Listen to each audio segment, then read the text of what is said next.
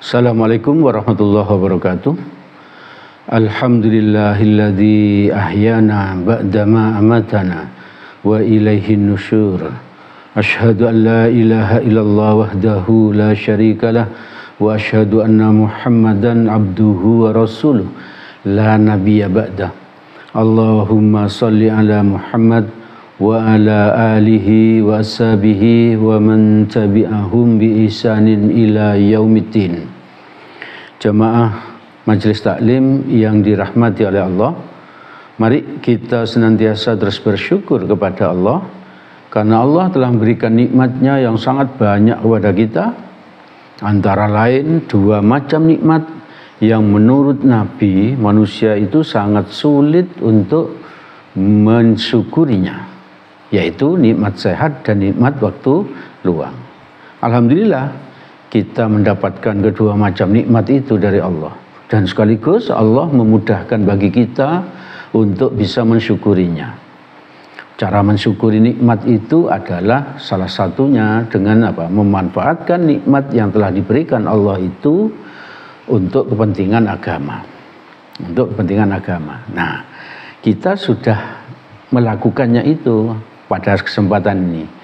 Nikmat sehat, nikmat waktu luang kita manfaatkan untuk hadir ke majelis ilmu ini. Itu berarti kita mensyukuri nikmat itu. Semoga Allah terus menolong kita agar kita bisa menjadi hambanya yang istiqomah hadir ke tempat pengajian-pengajian, istiqomah ikut pengajian, istiqomah ikut majelis taklim, hingga kelak kita dicabut nyawa. Semoga dalam keadaan husnul khotimah. Amin, amin, ya rabbal alamin. Ibu bapak, saudara-saudara yang dirahmati oleh Allah, di dalam hadis riwayat Bukhari, Nabi Muhammad SAW mengajari kita untuk berdoa. Salah satu doanya ini bunyinya, Allahumma inni a'udzubika min imaratil sibyan wassufaha. Artinya, ya Allah, sungguh kami berlindung kepadamu dari pemimpin yang kekanak-kanaan dan dari pemimpin yang bodoh. Jadi kita disuruh berdoa seperti itu oleh Nabi, ya. Kita berlindung kepada Allah. Kalau Arabnya tidak hafal, kita berdoa bahasa Indonesia itu boleh, ya. Nah, Allah itu maha mengerti apa saja, bahasa apa saja, ya. Ya Allah, sungguh kami berlindung kepadamu dari pemimpin yang kekanak-kanaan dan pemimpin yang bodoh,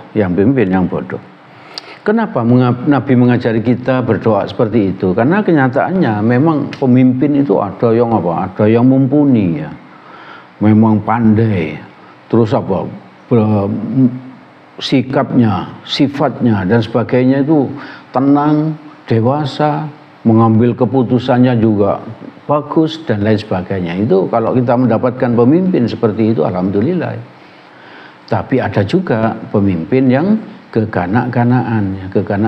Kekanak-kanaan itu apa mesti anak kecil? Belum tentu, ya. Belum tentu. Ada anak yang masih umur berapa gitu, masih belasan tahun, tapi sudah matang ininya cara pengambilan keputusan dan sebagainya, ya.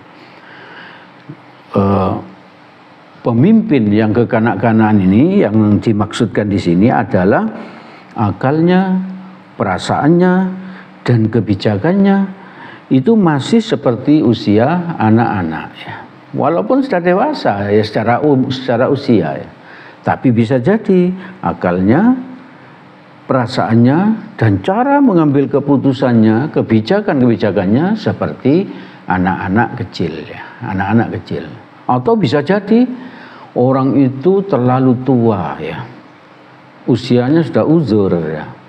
Dan di Al-Quran memang kalau usia sudah uzur itu ada yang kembali seperti anak-anak, ya. Kembali seperti anak-anak. Seperti salah satunya itu ada di Quran surat Al-Hajj ayat 5. Saya baca artinya, ini bagian belakang gitu, ya. Dan ada pula di antara kamu yang dipanjangkan umurnya sampai pikun. Nah ini Jadi ada orang yang dipanjangkan umur itu sampai pikun. Kalau menurut Nabi, umur umatnya Nabi itu antara 60 sampai 70. Itu. Jadi itu umur normal menurut Nabi. Nah, terus ada lanjutannya hadis itu, sangat sedikit orang yang bisa melewati itu. Sangat sedikit ya. Nah, di Al-Qur'an surat Al-Hajj ayat 5 tadi, dan ada pula di antara kamu, di antara kita ini yang dipanjangkan umurnya sampai pikun. Jadi dipanjangkan umur sampai berapa gitu. Itu tapi orang itu jadi pikun supaya dia tidak mengetahui lagi sesuatu yang dahulunya telah diketahuinya ya. Jadi hati-hati sekali ya kalau masyarakat biasa pikun itu enggak masalah, tapi kalau pemimpin pikun itu enggak boleh. Nanti mengambil keputusannya tidak baik ya, tidak baik. Lah kenapa juga Nabi kok menganjurkan kita berdoa seperti itu? Seperti saya bilang tadi, bahwa pemimpin itu ada yang mumpuni, hebat ya. Kalau mengambil keputusan selalu jitu, ada juga yang kekanak-kanaan tadi itu, dan juga ada yang bodoh. Makanya kita harus berlindung dari pemimpin yang bodoh. Pemimpin yang bodoh. Bodoh itu maksudnya apa? Tidak mampu mengambil kebijakan, sendiri. Selalu tergantung kepada penasehat, selalu tergantung kepada orang lain dan sebagainya. Itu. Jadi tidak bisa dia mengambil keputusan sendiri. Selalu bergantung orang lain. Akibatnya apa? Bisa dimanfaatkan oleh orang yang memberi nasihat tadi gitu. Sering ceroboh. Kalau orang bodoh itu sering ceroboh di dalam bertindak. Tapi kalau ada kesalahan dia mengelak, tidak mengakui kalau dirinya salah. Lalu bertindak tidak sesuai dengan Al-Qur'an dan hadis. Nah, ini lebih berat lagi ya. Kalau pemimpin kita itu bodoh, tindakan-tindakannya, kebijakan-kebijakannya tidak sesuai dengan Al-Qur'an dan hadis. Tidak sesuai dengan Al-Qur'an dan hadis. Jangkauan visinya hanya apa? Hanya dunia saja. Tidak sampai ke akhirat ya. Tidak sampai ke akhirat. Jadi yang dipikir hanya ekonomi dan lain sebagainya. Tapi tidak mikir bagaimana rakyatku ini sebanyak-banyaknya bisa masuk surga.